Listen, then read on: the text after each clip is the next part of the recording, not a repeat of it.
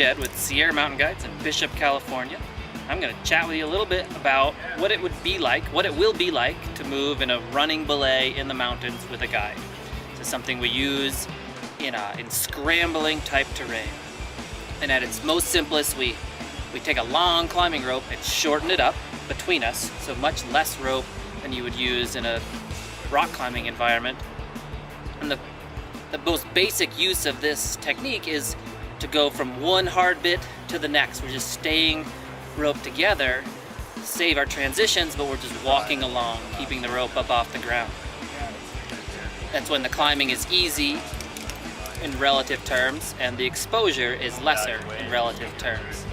When that changes, if the climbing remains relatively easy but the exposure increases, we might use this short section of rope between us to keep a slip from turning into a fall. If the exposure stays high, the consequences of a fall stay high, and the climbing moves become more difficult and steeper, we'll use more of this rope between us, maybe even dropping those coils, and I go ahead and we move more like an inchworm up through short pitches of climbing. This is something we can use on the way up a mountain, on the way up to the base of a rock climbing route. It's something we can use in the middle of a climb or for the entire length of a climb.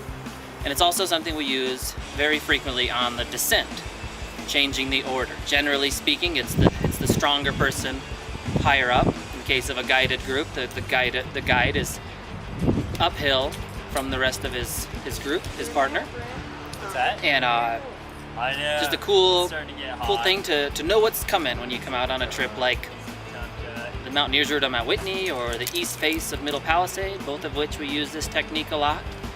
And all around the Palisades, all our great alpine climbs and alpine rock climbs, awesome application of this technique.